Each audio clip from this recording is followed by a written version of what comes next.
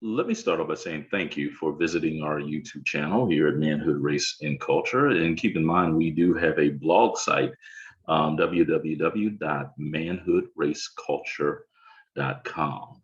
If you like the programming and the writing that you'll find on that site, you like the programming that you're seeing on our YouTube channel, please like, share, subscribe, or make sure you press the notification button so that we can be encouraged and we can continue to do this type of content that goes above and beyond, I would argue, a lot of the other things that you're going to see dealing with African Americans, the Black experience, and what have you. We try and approach this from a very intelligent, intellectual, so to speak, position that's grounded in history and always grounded in what I would like to term common sense.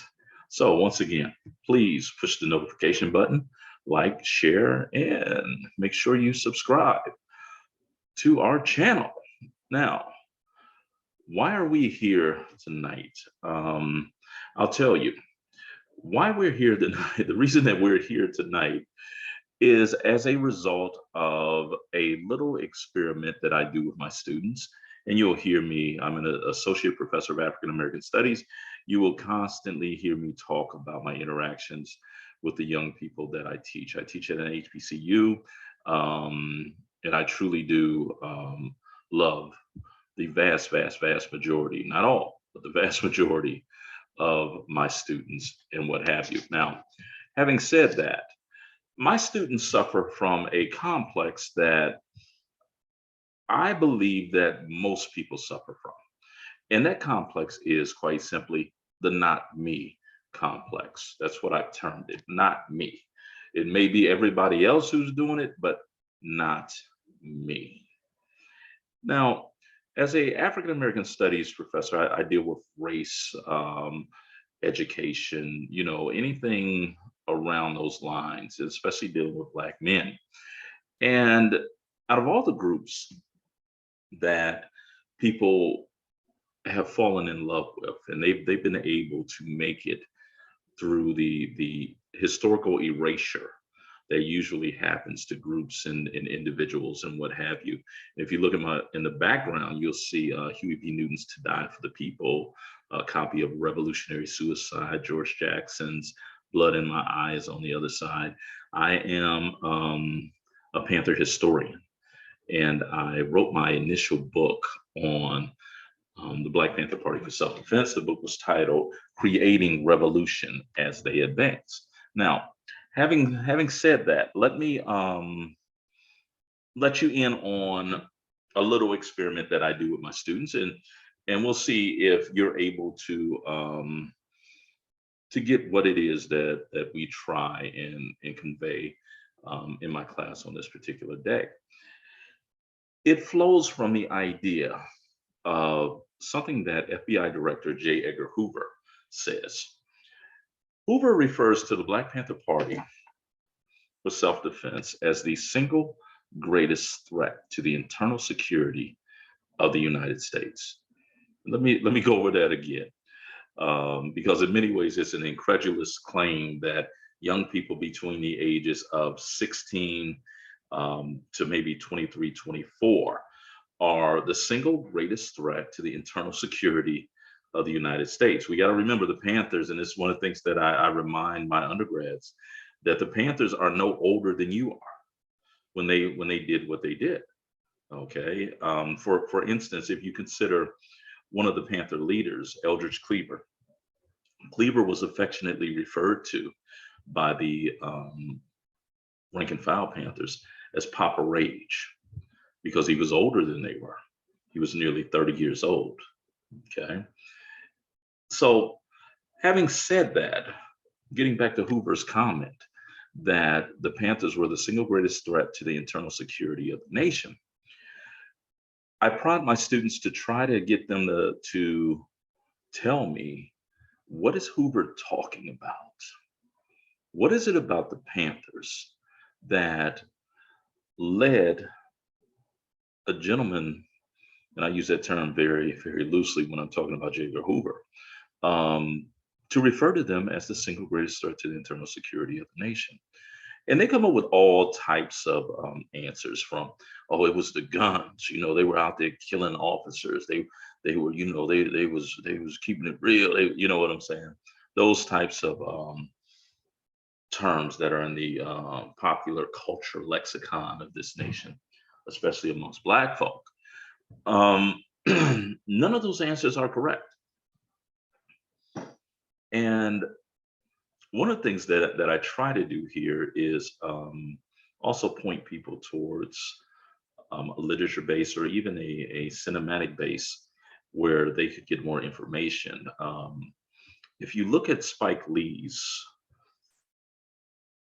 A Huey P. Newton Story, which starred the brilliant brother, Roger Gunnever Smith, it's a one-man stage play that when I was at The Ohio State University, I was still a grad student when it came through and he performed it. I was actually there in the audience all 3 nights, to see that brother's brilliant portrayal. But Spike Lee goes ahead and he captures it. And there's a moment where Roger Gunnever Smith is talking, in the personage of Huey P. Newton, about the reason why J. Edgar Hoover referred to the Black Panther Party as such a great threat to the nation. And he says quite simply in the Louisiana drawl that Huey P. Newton spoke through. Keep in mind, he was from Monroe, Louisiana. Part of that migration of Black folk to the West Coast, many of them ending up in Oakland to work in the shipyards because there was work to be found there after Pearl Harbor. But Huey says the reason that J. Edgar Hoover considered the Black Panther Party for self-defense the single greatest threat to the internal security of the nation was grits. And my students usually just sit there and they're like, grits? Is that an acronym for something? Guns, revolution, and I'm like, no, grits. And they say quite simply, well, the grits you eat? And I'm like, the grits you eat. And they're really surprised when I tell them that I agree with J. Edgar Hoover's analysis and summation of that part of the Panthers being the single greatest threat to the internal security of the nation. And let me expound upon why. And once again, we're talking within a framework of the not me belief system. That is everybody else, but not me. I tell my students that what Hoover is actually talking about is the Black Panther Party's Breakfast for Children program. That the Panthers are, and they do this before the federal government comes up with their free lunch program. And of course, the free lunch program is a reaction to what the Panthers were doing. It's a way of usurping the Panthers having access to the young minds of these children. And I just tell my students, I'm like, the kids would come because Huey P. Newton and Bobby Seale, they realized, and it's common sense. Do you believe that children learn better if they've had a breakfast or if they haven't? And everyone pretty much agrees that children are able to learn better if they've had some nutrition. Well, while these children are here, they're going to learn things. They're going to learn songs. They're going to learn slogans. They're going to learn party ideology while they are sitting there eating. And I further exacerbate my students, try to get them to think about this thing even more by asking them this very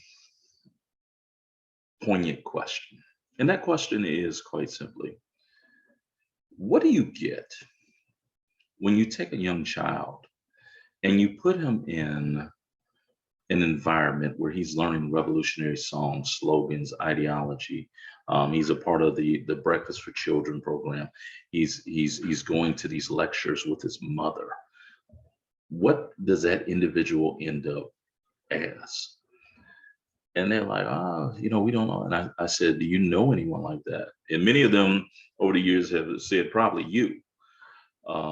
They're not far off the mark, I'll say that. But I always point to the genius that we know as Tupac Amaru Shakur, raised up within the Panther program, mother Afeni being a Panther. And that's his foundation. If we believe what Scripture says, even this opportunistic portion of Scripture, which says, "Raise a child up in the way that he should go. When he's older, he shall not depart." Well, if you pour into children young, whatever you pour into them, it's going to settle as their foundation. I mean, there's just no reasonable room to argue and debate that reality. Now, in saying that,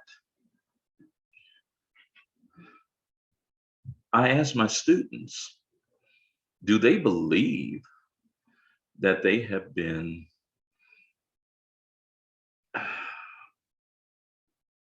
invaded, their minds invaded? Has propaganda impacted their minds? Are they, and many of them, they want to fashion themselves as revolutionaries, and no, no, no, that didn't happen to me. I was this. And once again, it is kind of an expression of not me. Okay, it could be everybody else around me, but it was not me. That didn't happen to me. And so I come up with this very interesting, inventive way. I would call it inventive way of getting my students to reconsider that they too, if they went to the public school system, or even if they were a part of a private school system or parochial school, if they went to Catholic school, I'm quite sure that there was no African American history or African American studies component to their education. And so we do this experiment, and I want to do it with you. And I'll tell you, like I tell my students, for this to work, you must participate. So hopefully you will participate with what it is that we are about to do together, as if this is a virtual classroom.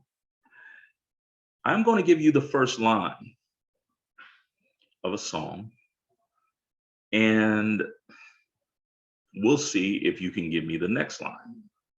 Very simple process. I give you the first line, the opening line, and you give me the next line. And let's see how this works. The first line to the song I want you to give me the next line to is "Black is Beautiful." Okay. Once again, "Black is Beautiful." And now you put the line in, and you can put the line in the comment section if you want to. Kind of interested in hearing what it is that people think the next line to this song, which is a Panther song, "Black is Beautiful." Now, my students never get it right. I've heard all types of things from "Black is Beautiful, so are you." "Black is Beautiful, Black Lives Matter." Okay, "Black is Beautiful, Black is Love." I've heard a litany. I've yet to have a student get it correct. And so if you're able to put it in the comment section and get this correct, I will applaud you for doing that. Considering that my students were not raised up within the Breakfast for Children program, I expect them to not be able to answer correctly. But it doesn't drive my point home sufficiently. So I give them another song, and I'll give you the song as well. And you complete this song, the next line, and I'm pretty sure that if you went to American Public Schools that you'll be able to complete this line. And the line is, first line of the song is, "Old MacDonald had a farm." And my students pick up the chorus immediately, E-I-E-I-O. And on that farm, there was some I don't even know what chickens or ducks, and they go through, the entire song. Many of my students know that entire song line for line. And I take a moment and I just ask them, what does that mean? That word for word, and these are collegians. They usually teach you Old MacDonald had a farm in kindergarten, and it's still in their minds. They can still recite it word for word. Okay, very similar to the old Christian, vacation Bible school song, Father Abraham. Many of my students they jump immediately because they learned that as children, and they still have it within their minds. And I will usually pause and say, yeah, you too. Driving home my point that you've been poured in by a educational system, by teachers teacher may have been beloved and may have been well-meaning, but the curriculum was largely of no utility to you. And to revert back really quickly, this will be a rather brief recording, to revert back to the original question of what is the next line to the song, Black is Beautiful. I want to play it for you so that you're able to understand it a little bit better.